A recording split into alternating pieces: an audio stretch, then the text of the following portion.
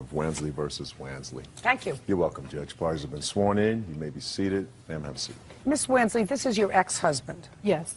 How long were you married? We were married about a year and a half. We got married in October 2006. And you were divorced when? February the 15th, 2008. When you married, he moved into your house. Yes. You were smart enough to have an agreement that Yes. provided that if the marriage didn't work out, the house was yours. Right. Is this your first marriage? Second. So you learned from mistakes, right? Yes, yes. And after your divorce from Mr. Wansley, he didn't move out of the house. No, he refused to move out the house. Why didn't you leave, Mr. Wansley? I didn't leave because she wanted me to be there, and For what? we still had a relationship going on after we were legally divorced. No. Just a sec. Who initiated the divorce, Mr. Wansley? She did.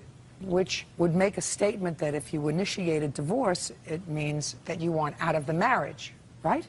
Not necessarily, Your Honor. Mr. Wansley, I gather from both the complaint and the answer that you had a substance abuse problem. Yes. What was the substance that you were abusing? Alcohol. So is what you think that Miss Wansley divorced you in order to give you a wake-up call that unless you stopped drinking, you were going to lose everything, including her and your comfortable lifestyle? Miss Wansley divorced me mainly because of finances. Explain that I to me. lost my job, That's Yeah. not true. Oh. You lost your job. and of course, then I had no income, and I couldn't help with the bills, you know, the things associated with a car payment and et cetera. You mean your car payment? Our car. How many cars did you have? 2.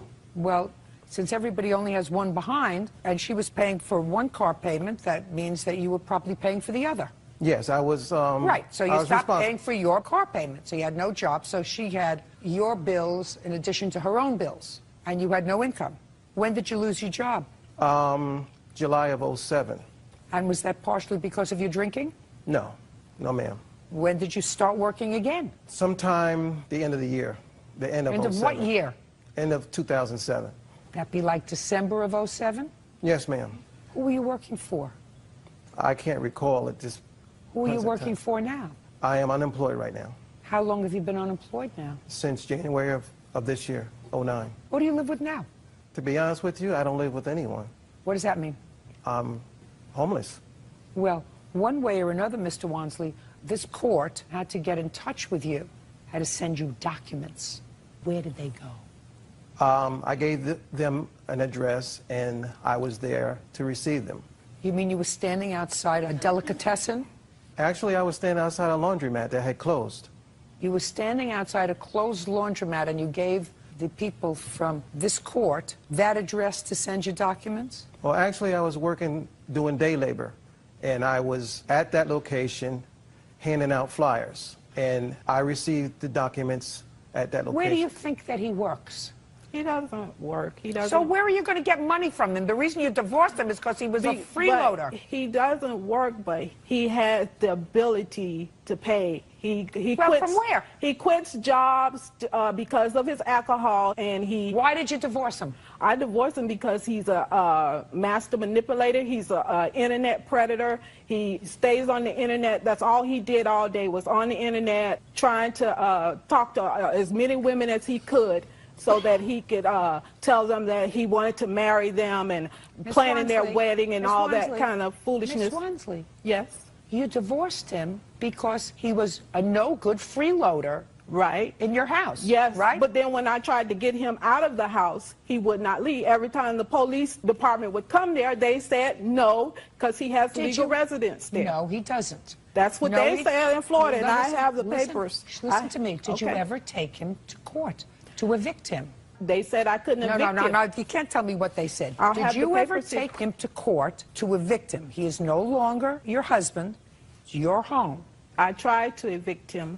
It costs money. I'm trying to pay the bills I had to pay for Is a it the car pay. answer is you did not try to evict him? Is Yes, that I what you did, said? ma'am. Let I me have see. the paper here. This is the petition that I did, and the courts denied that petition, Let me and then see. they finally told me that I could get a ejectment. They did.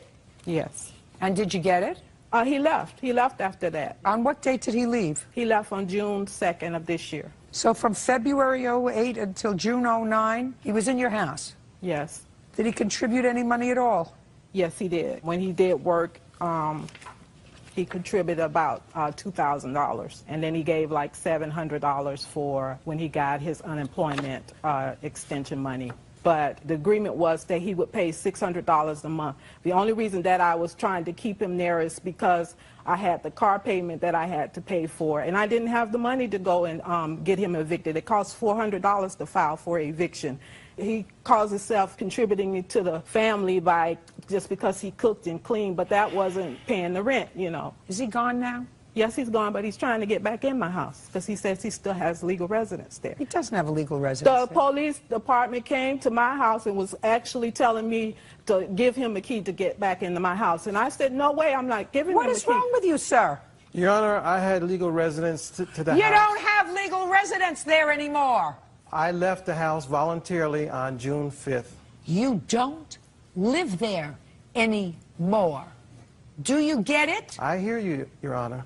Is what you're afraid of, Miss Wansley, is that the police are going to force you to take him back into the house? Yeah, one of the police officers told me that for him, I wasn't going to give him the key. He actually came over to my house and told him that he had the right to break in my house. And I'm not lying. That's what the police told me. He had the right to break in my house because he told them a lie that he went to rehab, but he had left. His mama sent his money to try to help him out, to tell him to go back home to New York because I'm done with him. He's a no good. No, I got it. Yeah. Listen to me. I got it. Sandra Wansley says ex-husband Jeffrey Wansley owes for unpaid rent when he lived in her home after their divorce. Mr. Wansley, Your Honor. these are your choices, sir. Either you sign a consent order to not try to get back into her home, or I'm going to enter a judgment in her favor for past due rent. Do you understand? Do you understand? Yes, Your Honor, No. I want you to understand this very, very carefully. Her time to be tortured is finished. Those are your choices. May I say something? Nothing. She's through with you. I need to. She's through with you. So either one of two things are going to happen today. Either I'm going to enter a judgment against you, or you're going to sign a consent order that you will not try to get back into her home. What is your pleasure? Column A or column B? Your Honor, I was not obligated to pay specific rent. Listen to me, sir. She is under no obligation to support you. You are no longer her legal husband as of February of '08. You have the following two choices. Did you understand the two choices, or Yes, has the ma'am. alcohol fermented your brain? Yes. Now, Yes, ma'am, I understand, but. choose from column A But- or I don't want to hear a but. Choose from column A or column B. Your Honor, we had an ongoing relationship. I don't care. After the divorce. Mr. did not Wansley, have listen to me relationship. very carefully, sir. You get to choose from column A or column B. Either I enter a judgment against you for past due rent, or you sign a consent order that you will not try to get back into her home. Which one will it be? May I say something? No! You will answer my question. A, judgment. B, consent order. What is your pleasure? Do I get to choose A C? or B? There's no C. Shh. A or B? There's no C. What will it be, sir? I need to address the court. I need to say something. No, I don't want to hear you. She divorced you. Yes, This is her home. that's true. She doesn't want you in the home anymore. I think that you have severely fried your brain with alcohol, Yes. which is why you can't hold a job. You got a lot of shenanigans that you've been pulling on a lot of people. But believe me, Mr. Wansley, I'm not one of them. A judgment, or B, a consent order. What's your pleasure? Your Honor, I don't think it's fair that I don't care whether give you me think it's fair. two Fair is choices. not my middle name. What's your pleasure, Mr. I Wansley? haven't had a chance to explain. Mr. Wansley, you may be able to charm the pants off a lot of people. I am not one of them. What's your pleasure? Could you repeat them, please? Yes, a judgment against you. B, a consent order that you will not try to re-enter her home. A. Judgment for the plaintiff in the amount of $5,000. That's all. Step out. Parties are excused. You may step out. Even though we were legally divorced, we were in a relationship. He's just no good, lying alcoholic. All I want her to do is listen to me, and she seems like she doesn't want to have anything more to do. No, no way. No way. Oh, please. And now the next case. All parties in the matter of Rodriguez versus Youssef. Step forward. Clothing company owner Jason Rodriguez is suing his former employee, Michael Youssef, for stealing shirts from his business. Mr. Rodriguez, you've known the defendant for some time. You had a clothing store, according to both of you, at one time, and Mr. Youssef worked for you. You both acknowledge that some 3 years ago, when Mr. Youssef worked for you, he had taken some property that didn't belong to him. So far correct? Yes, ma'am. More recently, Mr. Rodriguez, you ordered 8 boxes of shirts, and they were to be delivered to you by United Parcel Service. Correct. I assume that you have proof for me of all of that. Yes. I'd like to see all of that. Sure. The boxes were delivered to whose house? My mother's address, ma'am. And where does Mr. Youssef live in relation to your mother's house? Across the street. Of the 8 boxes that were delivered, only 3 of them were there when you came to pick them up. Correct. And it is your claim that Mr. Youssef took them. Correct. How much was your total order? Around $3,300 and some change. That's just the printing, Judge. The shirt is a separate cost. Take your paperwork back. What I want you to tell me is exactly how much the shirts cost you $13. and how many shirts were taken. 200 and... Don't guess. Figure it out. Okay. 256. 256 shirts? Correct. $3,328. And you got back how much from UPS? $500? Correct. Now, other than the fact that I believe that your 5 boxes of shirts were taken, Mr. Youssef says you have no proof that he is responsible for taking your shirts. You weren't there when they were delivered. Is that correct? Correct. So tell me what proof you have that Mr. Youssef took your shirts. The proof I have is he went into a store trying to sell them. You don't know that unless you have a witness. I do have a witness. That would be you? Matthew. Correct. Stand up. Okay. First of all, are these the shirts? Yes, ma'am. Can you hold it up, please, so I can see them? Oh, they're lovely. They're, turn around. I don't know what dirty means. 30 minutes. It's basically good and evil, bad and good, classy and grungy. They're beautiful. Thank you. Okay. Tell me your name. Matthew Higgins. When were the items delivered to you by UPS? February 5th, February 5th. Yes. Mr. Higgins, where do you work? Currently Then, in February. at the store called the Urban Unit in Clearwater, Florida. Do you recognize those shirts? I do. Where do you recognize them from? We were one of the buyers of Dirty Men clothing at our store, so I had known them since he had them done originally. Since who had them done? Jason. You mean Jason. Mr. Rodriguez. Right, correct. Mr. Rodriguez, he's one of our clients. We sell his clothing in our store. How many outlets do you have, Mr. Rodriguez? Yes. How many outlets do you have for your clothing? Roughly around 30 stores. And you design those shirts? Correct. I have a designer. I'm But the it's owner your of the company. Correct. But it's your company. Your company Yeah. designs those shirts. Correct. So you are familiar with the shirts? Yes. And? I was working at the store, the Urban Unit in Clearwater, Florida, and somebody came in attempting to sell these shirts with the shirts in their hand. I was working in the back. That person spoke with the owner of the store, the boss. Didn't speak to you? No, Where were you? in the store, in the back. In the back where? It's wide open. When you go in the store, there's a door, and then there's a back where we also do a wholesale T-shirt business where we fold and bag T-shirts, and that's where I was. So you couldn't hear what was being said? I couldn't, no. So you are surmising that someone came in to sell the shirts? I suppose you could put it that way, but Well, I am putting it that way. Did you see them walk into the store? yes, with shirts. Did you see them do anything with the shirts? Hold them up? Did Yeah. you recognize the shirts? I when did. it's- I did. And what did you recognize the shirts to be? These same designs of Dirty Mix shirts. Do you remember the date?